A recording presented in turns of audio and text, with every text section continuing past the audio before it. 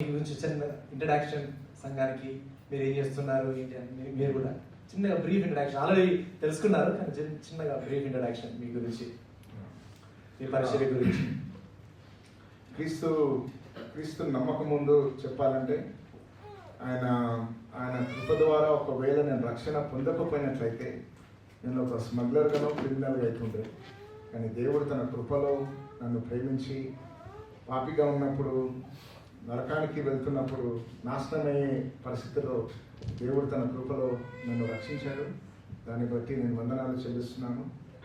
హైదరాబాద్లో ecclesia evangelical fellowship అనే సంఘాన్ని నడిపిస్తున్నాను. దేవుడు మమ్మల్ని సంఘాలు స్థాపించడానికి, అనేక మందికి ట్రైనింగ్ ఇవ్వడానికి, క్రీస్తు సువార్తను వ్యాపించడానికి, శిష్యులుగా చేయడానికి, నాయకులను లేపడానికి దేవుడు ఎంతో తన కృపనిచ్చినారు. దాన్ని బట్టి వందనాలు తెలియపరుస్తున్నాను దేవునికి. మరి దేవుడు మీకు కూడా మంచి అవకాశం ఇచ్చినాడు అబుదాబి రానికి. ఎంతోమంది తెలుగు ప్రజలు ఉన్నారు ఇక్కడ. దయచేసి మీరు కేవలం ధీరమును సంపాదించుకోవడం మాత్రమే కాకుండా ఆత్మలను కూడా సంపాదించండి. ఆత్మలో ఒక విశ్వాసాన్ని మీరు బలపరచండి. డబ్బులు ఈరోజు ఉంటే రేపు వెళ్ళిపోతాయండి, కానీ దేవుని యొక్క రాజ్యం కోసం ఆత్మను సంపాదించి అనేక మందికి దీవెనకరంగా ఉండాలని మిమ్మల్ని ప్రోత్సహిస్తున్నాను. మరొక విషయం మా సంఘం తరపు నుంచి నేను చెప్పాలనుకుంటున్నాం. దేవుని కృపను బట్టి మీరు రాసినటువంటి పుస్తకాల ద్వారా మేము ఎంతగానో ప్రోత్సహింపబడ్డాము, చాలా నేర్చుకోగలిగాము. అందుని బట్టి థ్యాంక్ యూ అన్న. ఇంకా ముందున్న రోజుల్లో కూడా ఆరోగ్యకరమైనటువంటి ఇలాంటి బుక్స్ ఇంకా రావాలని మేము ఎంతగానో ఆశిస్తున్నాము. Thank you so much for your efforts. నా పేరు రఘురామ్ బెంచ్మెన్. నేను గత 24 సంవత్సరాలు పురంలోనే, కరీంనగర్ జిల్లాలో పురంలోనే గ్రామంలో ఒక మిషనరీగా పనిచేసినాను. ఈ మధ్య కాలంలో నాకు 1 year బ్యాక్ సబటికల్ బ్రేక్ తీసుకొని ఈఎఫ్ చర్చ్లో ఒక మెంబర్గా ఉండడానికి ప్రయాసపడుతున్నాను. అక్కడి నుంచి నేను మిషనరీగా, అంటే మిషన్స్లో పనిచేయడానికి నేను హైదరాబాద్లో ఉంటున్నాను ఫ్యామిలీతో. ఓకే, థ్యాంక్ యూ అన్న. అన్న, ఇదివరకు మనమందరం కూడా విన్నటువంటి ప్రసంగంలో నుంచి కొన్ని ప్రశ్నలని నేను అన్నయ్య ఇద్దరికి అడుగుతాను. మనం కొన్ని సమాధానాలు ఇంకా మనం విందాము. మొదటి ప్రశ్న, క్రైస్తవ జీవితంలో మనకి వేరొకరి అవసరం ఎందుకు? నేను ఒక్కడనే బ్రతికేస్తాను క్రైస్తవ జీవితాన్ని, వేరొకరు ఎందుకు కావాలి నాకు?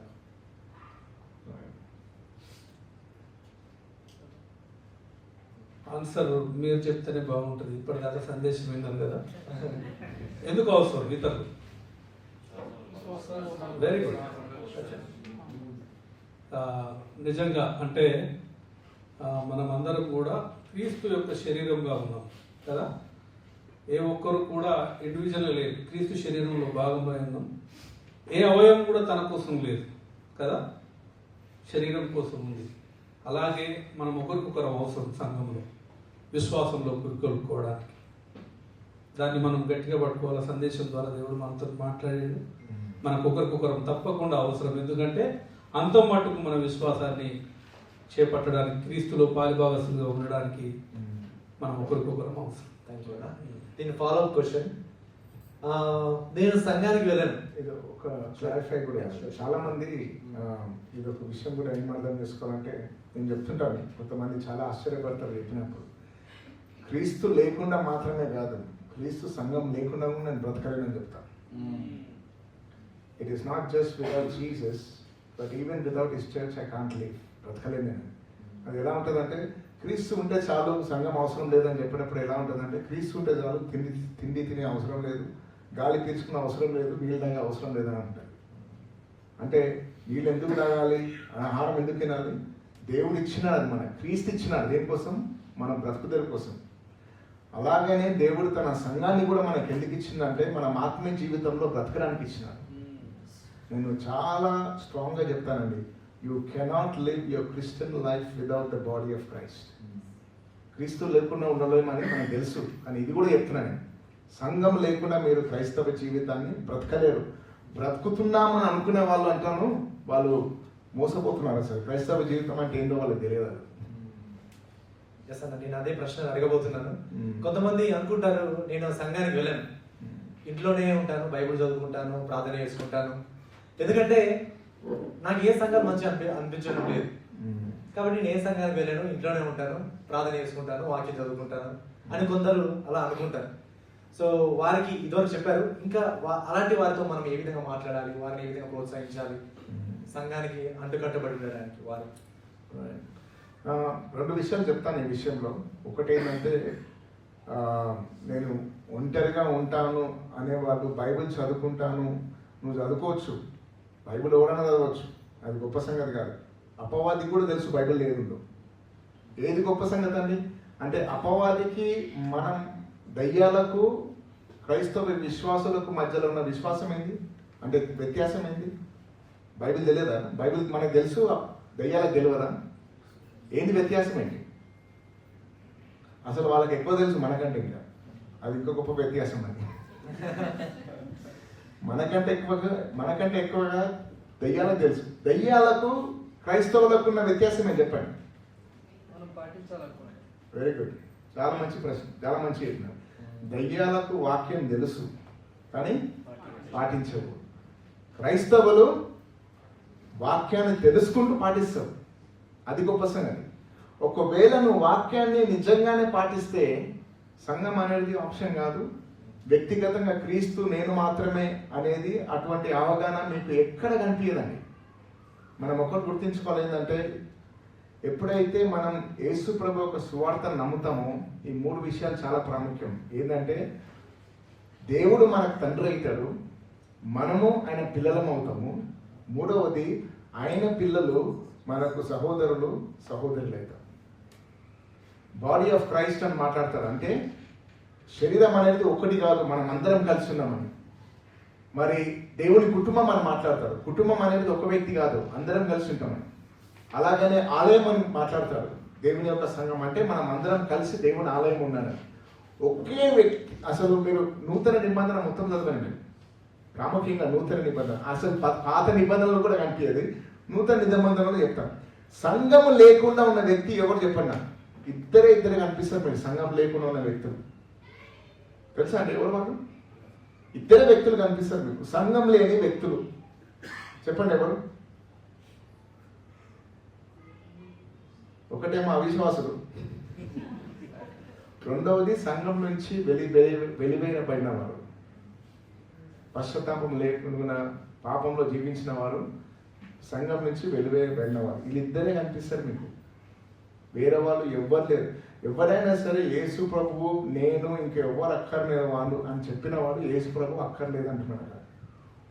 ఎందుకంటే క్రీస్తు మనకు సంఘం ఇచ్చినప్పుడు ఆయన సంఘం నాకు అవసరం లేదంటే ఆయన లేదంటే అంటున్నాం మనం. అలాంటి ఇంకొకటి ఏంటంటే, అపోస్తుల కార్యం కూడా మనల్ని ఈ విషయంలో బలపరుస్తుంది. అపోస్తుల కార్యం 2:38 ఏం జరుగుతుందంటే, రక్షణ కార్యం, క్రీస్తు నందు విశ్వాసం ఉంచుతారు. 2:42 ఏం చూస్తామంటే, వాళ్ళు రక్షింపబడ్డవారు సంఘంలో చేర్చబడతారు. వీరు అపోస్తుల బోధయందు, సహవాసమందు, రొట్టె విరుచుటందు, ప్రార్థన చేయటందు ఎడతేయకుండా ఉన్నారు కదా. అది మనకు మంచి మాదిరిని చూపిస్తుంది. సో నాకు సంఘం అవసరం లేదు అంటే నువ్వు క్రైస్తవుడివే కాదు. ఇంకోసారి నేను చెప్పాను, సంఘం లేకుండా మనం ఫలభరితమైన క్రైస్తవ జీవితాన్ని జీవించలేము. కాబట్టి ఖచ్చితంగా ఒక వ్యక్తి రక్షింపబడ్డ తర్వాత సంఘంలో చేర్చబడాలి. ఆ సంఘంలో తన ఆత్మీయంగా ఎదిగే అవకాశం ఉంది. అది లేకుండా మనం ఎదగలేదు. ఇంకో పార్ట్ శ్యామ్ అడిగిన విషయం ఏంటంటే, ఏ సంఘం సరిగ్గా లేదని. ఏ సంఘం సరిగ్గా లేదు వెళ్ళరని వాడు ఏమంటాడంటే, ఏ కుటుంబం సరిగ్గా లేదు కాబట్టి నేను పెళ్లి చేసుకున్నాను అంటుంటుంది. కుటుంబాలు సరిగ్గా లేవు, ఆయన కానీ పెళ్లి చేసుకుంటారా? పిల్లలు అంటున్నారా? పాపం ఉన్నంత వరకు ఎక్కడైనా సమస్యలు ఉంటాయి. కానీ ప్రాముఖ్యంగా ఏంటంటే, సువార్త కరెక్ట్గా చెప్తుర్రా లేదా అనేది చాలా ప్రాముఖ్యం. ఒకవేళ సువార్త విషయంలో రాజీ పడదండి. ఏ సంఘానికంటే ఆ సంఘానికి వెళ్ళకండి. సువార్త సరిగ్గా వాళ్ళు చెప్తున్నారంటే ఆ సంఘంలో ఎన్ని సమస్యలు ఉన్నా సరే మీరు వెళ్ళండి. ఎందుకంటే ఆ సంఘంలో మీ ద్వారా దేవుడు ఎన్నో మార్పులు తీసుకురావచ్చు. అంతేగాని ఏ సంఘం బాగలేదని ఇంట్లో కూర్చుంటే మాత్రము అది దేవుని చిత్తము కాదు. మీరు దేవుళ్ళో ఎదగలేదు కూడా. ఎక్కడ సమస్యలు ఉంటాయో అక్కడ ఎదుగుతారు మీరు, అదొక్కటి మర్చిపోకండి. సుఖాలు ఉన్నప్పుడు కాదు మనుషులు ఎదిగేది, దుఃఖాలలో సవాళ్ళలో లేకపోతే సమస్యలు ఉన్నప్పుడే అక్కడ చాలా ఎదిగే అవకాశం ఉంటుంది. అన్న మీరు మాట్లాడుతూ సంఘమునకు చేర్చబడడం గురించి మాట్లాడారు. అసలు సంఘానికి ఏ విధంగా చేర్చబడతాం అంటే దాని గురించి ఇంకా కొంచెం మాట్లాడతారా? ఓకే, సంఘంలో చేర్చబడడం అంటే ఒక వ్యక్తి అంటే రక్షింపబడిన తర్వాత, క్రీస్తునందు విశ్వాసం ఉంచిన తర్వాత తప్పకుండా ఒక స్థానిక సంఘంలో చేర్చబడి ఆ సంఘంలో ఆయన ఎదగవలసిన బాధ్యత ఉందన్నమాట. ఖచ్చితంగా రక్షింపబడ్డ తర్వాత ఆయన దేవుని కుటుంబంలో ఖచ్చితంగా చేర్చబడాలి. రక్షింపబడి నేను ఒంటరిగా ఉంటా అంటే అసలు జరగదు. నువ్వు సువార్త ద్వారానో మరి ఇంకో విధంగానో నువ్వు ప్రభులోకి వచ్చిన తర్వాత ఒక సంఘం ద్వారానే నువ్వు ప్రభులోకి వచ్చావు. ఆ సంఘంలో చేర్చబడి సంఘంలో ఎదుగుతూ ఉండాలి. దీని ఫాలో అప్ మంచి క్వశ్చన్ అన్న. అసలు సంఘ సభ్యత్వం అంటే ఏమిటి, అది ఎందుకు అవసరం? సంఘ సభ్యత్వం అంటే ఏంటనేది చాలా మంది ఈ తప్పుడు అవగాహన ఉంటారండి. కొన్ని నామకార్థ లేకపోతే కొన్ని డినామినేషన్లో జరిగే సభ్యత్వము అంటే డబ్బులు ఇచ్చి సభ్యులు అవుతారని చెప్పేసి ఒక తప్పుడు అవగాహన ఉంది. సంఘ సభ్యత్వం ఏంటంటే రెండు విషయాలు. మొదటిది ఏంటంటే ఈ సభ్యత్వం ఎందుకు ఉంటుందంటే అసలు నువ్వు నిజంగానే రక్షణ పొందినవా లేదా అని పరిశీలించి సంఘంలో చేర్చుకోవడానికి. ఒకవేళ చర్చ్ మెంబర్షిప్ సభ్యత్వం లేకపోతే విశ్వాసులు ఎవరు అవిశ్వాసులు ఎవరు అనేది మనకు ఎలా తెలుస్తుంది? కాబట్టి ఈ సంఘ సభ్యత్వం ద్వారా మా చర్చ్లో కానీ ఎక్కడైనా సరే వచ్చినప్పుడు ఫస్ట్ ఏం చేస్తామంటే గాస్పెల్ క్లాసెస్ తీసుకెళ్తాం. ఎందుకంటే అనేక మంది తప్పుడు బోధలు ఉన్నాయి. అసలు చాలా మంది క్రైస్తవులు అంటారు, రక్షణ పొందిన అంటారు, సువార్త అంటే ఎందుకు కూడా మనం చెప్పలేరు. సంఘ సభ్యత్వం ద్వారా మనము సువార్త అంటే ఏదో నేర్పించి సరైన అంటే నిజమైన విశ్వాసులు మాత్రమే సంఘంలో సభ్యులవుతారు. అది మనందరికీ తెలిసిన విషయమే. అవిశ్వాసులు సభ్యులవుతారంటే కాదు. అవిశ్వాసులు సభ్యులు గారు, విశ్వాసులు మాత్రమే సభ్యులు అవుతారంటే ఎలా తెలుస్తుంది మనకు? సంఘ సభ్యత్వం ద్వారానే మనకు తెలుస్తుంది. రెండవది ఏంటంటే సంఘానికి వ్యక్తి కట్టుబడి ఉంటాడా లేదా అనేది కూడా నేర్పియాలి వ్యక్తి. ఈ సంఘ సభ్యత్వం ద్వారా ఏం నేర్పిస్తామంటే సంఘం అంటే ఏంటి, సంఘంలో ఏం బాధ్యతలు ఉన్నాయో అవన్నీ నేర్పించి మనం తీసుకుంటాం. కాబట్టి దాన్ని చర్చ్ మెంబర్షిప్ అని చెప్పేసి అంటాం. అది ఎట్లుందంటే బైబిల్లో ఎక్కడ ఉంది అని చెప్పిన వాడు ఏముందంటే నేనేమన్నా అంటే కొన్ని సాంప్రదాయాలు బైబిల్ని పాటించడానికి ఉన్నాయి, బైబిల్ని ఆటంకంగా ఉండడం కాదు. ఒక మంచి ప్రశ్న ఏమడుగుతారంటే బైబిల్లో ఉందా అండి భార్య భర్తలు ఎలా ఉండాలనేది? ఉన్నదా బైబిల్లో? కొంతమంది ఆలోచిస్తున్నారు అసలు బైబిల్ మీద. అసలు బైబిల్లో భార్య భర్తలు ఎలా ఉండాలని ఉన్నదా లేదా? పెళ్లి చేసుకోవడం ఎక్కడుంది?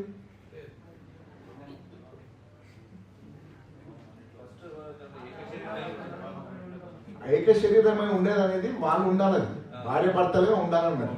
కానీ పెళ్లి చేసుకొని అందరినీ పిలవాలి, మనము అందరి ముంగట మనం గార్లాండ్ వేయాలా, ఉంగరాలు వేయాలా, అందరికి కాళ్ళు పంచాలా, ఒక సంబరంగా అందరి ముంగట మనం పెళ్లి చేసుకోవాలనేది ఎక్కడ ఉంది? వివాహం అది మీరు సరిగ్గా చదవాలి. అది హెబ్రీయులకు రాసిన పత్రిక 13వ అధ్యాయంలో వివాహం అన్నిటికంటే ఘనమైనది, అపవిత్రపరచొద్దని చెప్పినప్పుడు వ్యభిచారం విషయంలో చెప్తున్నాడు. అంటే వివాహ జీవితం అనేది పవిత్రమైనది, దాని ఆ వ్యభిచారం ద్వారా అపవిత్రం చేయదని చెప్పేసి. అంటే మీకు ఒక విషయం ఏం చెప్తున్నానంటే ఎక్కడ కానీ బైబిల్లో లేదు మీరు పెళ్లి చేసుకోవాలంటే అందరికి పత్రికలు పిలిచి ఒక ఈవెంట్ పెట్టి అందరిని పిలిచి మనం చేయాలనేది లేదు. కానీ ఎందుకు చేస్తున్నాము? ఎందుకంటే బైబిల్లో ఉన్న బాధ్యతలు ఎంత సీరియస్ పెళ్లి ద్వారా మనం చూపిస్తున్నాం వేరే వాళ్ళకి. అంటే అందరి ముంగట ఎందుకు చేసుకోవాలా అనేది అందరు రహస్యంగా చేసుకుంటే వాళ్ళు భార్యపడతారని ఎలా తెలుసు? అలా కమిట్మెంట్ ఎలా తెలుసు? అందరి ముంగట బహిరంగంగా ఎందుకు చేసుకుంటావు అంటే కమిట్మెంట్. నువ్వు కమిట్మెంట్ చేస్తున్నావు అందరి ముంగట. ఎక్కడ లేదు బైబిల్లో అందరి ముంగట మీరు పెళ్లి చేసుకోవాలని ఉందా ఎక్కడైనా బైబిల్లో? ఎందుకు చేసుకుంటాము? అది సాంప్రదాయం, అది తప్ప కాదు, చాలా మంచిది అది. ఎందుకంటే దాని ద్వారా మనం కుటుంబాలకు భార్య భర్తలు ఎవరైతే పెళ్లి చేసుకుంటున్నారో వాళ్ళకి నేర్పిస్తున్నాం ఏంటంటే వివాహం అంటే ఆషామాషి కాదు, చాలా తీవ్రమైన విషయము. అందరి ఎదుట నువ్వు నిబంధన చేస్తున్నావు ఒక భార్యగా భర్తగా ఎలా ఉండాలనేది నువ్వు దాన్ని అర్థం చేసుకొని ఆ వివాహనే జీవితంలో నువ్వు ప్రవేశిస్తున్నావు. చర్చ్ మెంబర్షిప్ కూడా అటువంటిదే అంటున్నాడు. చర్చ్ మెంబర్షిప్ ఏంటంటే వాళ్ళకి నేర్పిస్తున్నాం రక్షణ అంటే ఏందో, సంఘ సభ్యులుగా ఉండాలంటే ఏందో. ఎందుకంటే దీని ద్వారా మీరు అర్థవంతమైన సభ్యులుగా సంఘంలో ఉండడానికి. ఎందుకంటే మనం చర్చ్ మెంబర్షిప్లో చెప్పేది ఒకటి సంఘ బాధ్యతలు ఏందో మనం నేర్చుకోవాలి, దాని ప్రకారంగా జీవించాలి. కాబట్టి సంఘ సభ్యత్వము చాలా మంచిది, మేలు సంఘానికి. ఎందుకంటే విశ్వాసులు ఎవరో అది నిజంగా చూపిస్తుంది. విశ్వాసంలో మనం ఎలా ఎదగాలో కూడా మనం తీవ్రంగా తీసుకునే అవకాశం ఉంటుంది. అయితే సంఘ సభ్యత్వం మనం తీసుకుంటే ఒక సభ్యునిగా నేను వేరే వారి పట్ల శ్రద్ధ కలిగి ఉండాలి, వారి విశ్వాసం పట్ల శ్రద్ధ కలిగి ఉండాలి, వారు తప్పు చేస్తే నేను సరి చేయాలి. అసలు వారిని దేవుడే తీర్పు తీస్తాడు కదా, నేనెందుకు వారు పాపం చేస్తున్నప్పుడు నేనెందుకు సరి చేయాలి? దేవుడు సమస్తం తెలిసిన దేవుడు, వాళ్ళు పాపం చేస్తే దేవుడు వారినే తీర్పు తీరుస్తాడు. కాబట్టి నేనెందుకు నా పేరు చెడగొట్టుకోవాలి? నేనెందుకు ఆయనతో మాట్లాడి మా ఇద్దరు మధ్యలో రిలేషన్షిప్ ఎందుకు నేను పాడు చేసుకోవాలి? ఒక విషయం మనం అర్థం చేసుకోవాలి ఏంటంటే, మనము దేవుడు మనకు ఒక పుస్తకం ఇచ్చినాడు, క్రైస్తవ విశ్వాసంలో ఎలా ఉండాలని. దాన్ని ఏమంటాం మనము? దేవుని వాక్యం. దేవుని వాక్యము మనం నమ్మే ప్రతి ఒక్కటి మర్చిపోకండి మీరు. మనం నమ్మే ప్రతి విశ్వాసానికి, నమ్మకానికి, ప్రవర్తనకు బైబిల్ ఆధారంగా ఉండాలి. నమ్ముతారా అది మీరు? మనం నమ్మే ప్రతి విశ్వాసానికి, మనం బ్రతికే ప్రతి జీవితానికి, ప్రవర్తనకు ఏం ఆధారంగా ఉండాలా? దేవుడు వాక్యం ఎందుకు ఇచ్చింది తెలుసా అండి మనకు? ఎవడంటే ఎవడు ఇష్టం వచ్చినట్టు తన సొంత ఆత్మీయ జీవితాన్ని కట్టుకోకుండా ఆయన చిత్తం ఏందో తెలుసుకొని ఆయన వాక్యానుసారంగా జీవితాన్ని కట్టుకోనికే దేవుడు వాక్యాన్ని ఇచ్చినాడు మనం. ఇప్పుడు ఇది అన్నారు అనుకోండి, మనం ఇట్లా ఇప్పుడు నువ్వు అడిగే ప్రశ్న ఎక్కడ ఉంది బైబిల్లో? ఎక్కడుంది బైబిల్లో నీ పని నువ్వు చూసుకో, వేరే వాడిని పట్టించుకోకు నువ్వు? ఎక్కడుంది బైబిల్లో నీ యొక్క జీవితం గురించి ఆలోచించి ఒకడు పాపంలో ఉంటే వానికి ఏం చేయొద్దని? గలతీయులకు రాసిన పత్రిక 6వ అధ్యాయం 1వ వచనంలో ఉంది, ఎవడైనా నువ్వు పాపంలో ఉన్నట్లయితే సాత్వికంతో అతన్ని సరిచేసి దేవుని మార్గంలో తీసుకురావాలా. యాకోబు పత్రిక ఆఖరి అధ్యాయము 8వ వచనంలో ఉంది, ఎవడైనా నువ్వు పాపంలో ఉండి బానిసత్వం ఉంటే వాడిని విడిపించిన వాడు మరణం నుంచి విడిపిస్తానని చెప్పేసి. మనం 3వ అధ్యాయము 14వ వచనం చదవడం ఇప్పుడే మనం హెబ్రీయులకు రాసిన పత్రిక, ఒకళ్ళొకళ్ళు బుద్ధి చెప్పుకొనుడి, ఎందుకు? విశ్వాసం అనే అవిశ్వాసం అనే భ్రష్టత్వానికి మనం కాకుండా మనం ఒకళ్ళనొకళ్ళని మనం ప్రోత్సహించుకోవడానికి అని చెప్పేసి. సుమారు 50 వచనాల కంటే ఎక్కువ ఉన్నాయండి దేవుని యొక్క వాక్యంలో. ఒకరికొకరు అని చెప్పేసి దేవుని వాక్యం అది చెప్పినట్లయితే మనం దాన్ని పాటించాలన్నా లేకపోతే ఒక మినహింపుగా తీసుకోవాలన్నా పాటించాలి. అవునా కదా? కాబట్టి ఈ యొక్క సెల్ఫ్ అపాయింటెడ్ స్పిరిచువాలిటీ ఆపేశారు మనం. సెల్ఫ్ అపాయింటెడ్ స్పిరిచువాలిటీ అంటే వాక్యాన్ని పక్కన పెట్టి సొంత అభిప్రాయాలే వాళ్ళకు ఒక ఆధారం అయిపోతుంది, వాళ్ళు ఎలా జీవించాలి. అది కాదు, నీ సొంత ఆలోచనలు కాదు ఇక్కడ కావాల్సింది, నీ సొంత భావాలు కాదు, సంస్కృతి కాదు, ఆచారాలు కాదు. వాక్యము ఏమి చెప్తుంది, వాక్యం ఏం చెప్తే అది చేయి. వాక్యం చెప్తుంది అనుకోని నువ్వు కేసుప్రభు నీకు సంఘం అవసరం లేదంటే పాటించదే. ఒకవేళ వాక్యం చెప్తే పాటించు. నువ్వు ఎవరికి సాయం చేయకు, ఎవరిని సరి చేయకు, వాక్యం చెప్తే నువ్వు పాటించు. నువ్వు వాక్యం ఏం చెప్తే చేయాలి, తప్పేముందాను. కానీ వాక్యం వేరే తిరిగి చెప్తే నువ్వు వేరే తిరిగి మాట్లాడాలి. నువ్వు దేవుడు అయిపోతున్నావు దానికి. వాక్యానికంటే ఎక్కువ అధికారం నేనే అని చెప్తున్నావు. దాని గురించి జాగ్రత్తగా ఉండాలి. ఇంకోటి 1 కొరింథీ 12వ అధ్యాయం మీరు చదవండి. అంటే మనం ఒకరి కోసం ఒకరు ఎంత అవసరమైనమో చాలా స్పష్టంగా లేఖన భాగంలో రాయబడి ఉంది. 1 కొరింథీ 12వ అధ్యాయం చేస్తే మనం ఒకరి కోసం ఒకరు ఎంత అవసరం. ఇప్పుడు సంఘాన్ని క్రీస్తు శరీరంతో పోల్చాడు, అక్కడ కూడా 12వ అధ్యాయంలో పోల్చాడు. నేను చెయ్యి అనుకోండి, ఈ చెయ్యికి ఇక్కడ దెబ్బ తాకితే ఇది ఏమైనా చేసుకోగలుగుతుందా? మిగతా అవయవాల అవసరం అవుతుందా లేదా? అట్లనే ప్రతి అవయవానికి ఇంకొక అవయవం అవసరం. కాబట్టి సంఘంలో ఉన్న ప్రతి ఒక్కరికి ఇంకొకరు అవసరం. ఒకవేళ లేకపోతే నువ్వు బ్రతకలేవు అసలు. యాక్చువల్గా ఈ చెయ్యి దీనికోసం ఏమైనా చేయగలుగుతుందా? అసలు నువ్వు ఉన్నదే ఇతరులకు సేవ చేయడానికి, ఇతరులను ప్రోత్సహించడానికి, నిర్మించడానికి, కట్టడానికి. కాబట్టి నువ్వు సంఘంలో ఉన్నావంటే నీకోసం కాదు, అసలు ఇతర అవయవాల కోసం, ఇతరుల కోసం. నీ కోసం నువ్వు ఏం చేసుకోవాలి? నీ చెయ్యి దానికోసం ఏమైనా చేసుకుంటుందా? శరీరం కోసం చేస్తుంది కదా. నువ్వు సంఘంలో భాగమై ఉన్నావు అంటే, ఒక వ్యక్తిగా ఉన్నావు అంటే ఇతరులను ప్రోత్సహించడం. ఇప్పుడు లేఖన భాగాలు అని చెప్పారు కదా, అవన్నీ కూడా ఇతరులను కట్టడానికి, ప్రోత్సహించడానికి, ఒకరి పాపంలో ఒకరు ఒప్పుకోవడానికి, బలపరుచుకోవడానికే మనం సంఘంలో ఉన్నాం. ఖచ్చితంగా ఇతరుల యొక్క సహకారం మనకు అవసరం సంఘంలో. అయితే ఒక సభ్యునిగా, అంటే ఒక సంఘ సభ్యునిగా, ఒక విశ్వాసిగా నాకు ఇతరులకి సహాయం చేయాలనే ఉంది. కానీ ఇతరులు బాధపడుతున్నప్పుడు నాకు బాధ కలగట్లేదు. లేకపోతే నేను నాకు చేయాలని అనిపించట్లేదు, లేకపోతే వాళ్ళు పాపంలో ఉంటే నేను వారికి సరి చేయాలనిపించట్లేదు, అది ఏం చేయాలి నేను? నేనేమంటున్నా అంటే నువ్వు సంఘం పట్ల నీకు ప్రేమ లేదు. ఇంకో మాటలు చెప్పాలంటే యాక్చువల్గా సంఘాన్ని దేవుడు ఒక అద్భుతమైన కుటుంబంగా స్థాపించాడు కదా. మీరు ఇక మీదట పరజనులు పరదేశులు కాదు, పరిశుద్ధులతో ఏకపట్టణస్తులు దేవుని ఇంటి వారునై ఉన్నారు. మనమంతా కూడా ఆయా జాతుల నుంచి వచ్చి దేవుని కుటుంబముగా మారిపోయినాం. కాబట్టి ఈ కుటుంబంలో మనం ఒకరికొకరు అవసరం. అర్థమైందా? ఆ సంబంధాలు ఉండాలి, ఆ ప్రేమ ఉండాలి. నాకు సంబంధం లేదు, నేను పట్టించుకోనంటే కాదు. అంటే ఇప్పుడు నీ కుటుంబంలో నీ కుటుంబాన్ని పట్టించుకోకుండా ఉంటారా కదా. యాక్చువల్లీ ఇక్కడ ఉన్న వాళ్ళందరం కూడా మన కుటుంబాల కోసం కష్టపడుతున్నాం, మన పిల్లల కోసం, ఫ్యామిలీ కోసం. కానీ దేవుడు తన సంఘాన్ని ఒక అద్భుతమైన కుటుంబంగా చేశాడు. ఈవెన్ గలతీయులకు రాసిన పత్రిక 3వ అధ్యాయంలో కూడా అంటాడు కదా, దాసులను స్వాతంత్రుడు స్త్రీ పురుషుడు అని భేదం లేదు కదా. మనందరినీ ఆయన ఒక కుటుంబంగా, ఆయన పిల్లలుగా చేసుకున్నాడు. కాబట్టి ఒకరి పట్ల ఒకరు ఖచ్చితంగా బాధ్యత కలిగి ఉండాలా, సంఘాన్ని ప్రేమించాలా. నీ కుటుంబాన్ని ఏ విధంగా ప్రేమిస్తున్నావో దేవుని రక్తం చేత స్థాపించబడ్డ దేవుని కుటుంబాన్ని కూడా అదే విధంగా ప్రేమించడానికి దేవుడు పిలిచాడు.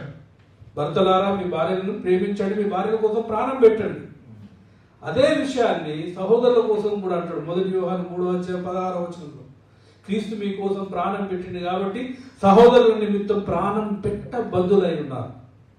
నా భార్య కోసం నేను ప్రాణం పెట్టాలా, నా ఫ్యామిలీ కోసం, దేవుని కుటుంబం కోసం కూడా ప్రాణం పెట్టాలి. అంతగా మనం ప్రేమించాలా, ఒకరి కోసం ఒకరిని దేవుడు పిలిచాడు. ఇంకో విషయం చెప్పాలంటే మన మాస్టర్ బెంజమిన్ చెప్పినట్టు అది చాలా ప్రాముఖ్యమైనది. ఇంకోటి కూడా ఏంటంటే అండి, మనలో ఒకరి పట్ల ఒకరు ప్రేమ లేకపోయినట్లయితే మంచిది, అది ఒప్పుకుంటున్నారు. భరించకుండా నిజంగా నాకు ప్రేమ లేదు, నాకు పట్టింపు లేదు అనేది చాలా మంచిది. కానీ ఒక విషయం చేయొచ్చు, మనల్ని అందరినీ ప్రేమించి మన కోసం ప్రాణం పెట్టి తిరిగి లేచిన అతని దగ్గరికి వెళ్ళి, ప్రభువా నాకు ప్రేమ లేదు నాయన, నాకు ప్రేమ దయచేయి. నాకు స్పర్శ లేదు నాయన, నాకు స్పర్శను దయచేయి. ప్రభువా నాకు పట్టింపు లేదు నాయన, నాకు పట్టింపు దయచేయి. ఆయన దగ్గరికి వెళ్ళి మనం ఎంత తేటగా యథార్థంగా మనం ఒప్పుకుంటే ఎంతో సంతోషిస్తాడని. ఆయన అడుగుడి అని ఇవ్వబడనన్నాడు. అది ఏదో దేనికంటే దాన్ని వాడకుండా వాక్యానుసారంగా ప్రేమ గురించి వాడుకుంటే ఎంత బాగుంటుందో. కాబట్టి వెళ్ళండి, చెప్పండి. నేనైతే చెప్తాను దేవునికి, ప్రభు ఆ వ్యక్తిని చూస్తూ కుటుంబ ఎట్టినాను కూడా చెప్తాను ఎక్కువ దేవునికి. ఎందుకంటే ఆయన నాకు తెలుసు, ఆయనకు అన్నీ తెలుసు, నాకు సాయం చేస్తాడు. ఆ ద్వేషం తీసేనైనా, ఆ అహంకారం తీసే ప్రభు, ప్రేమించడానికి సహాయం చేయి, దేవుడు సాయం చేస్తాడు. రెండవ విషయము, ఎక్కడైతే ప్రేమ సంబంధాలు కట్టుకుంటామో అక్కడనే ప్రేమ పుడుతుందండి. ఉట్టి వచ్చి కుర్చీల మీద కూర్చొని వాక్యం వినేసి లేకపోతే ఆమెన్ అని చెప్పగానే పోవడం పరిగెత్తడం అట్లా ఉన్నట్లయితే ప్రేమ సంబంధాలు పట్టుకో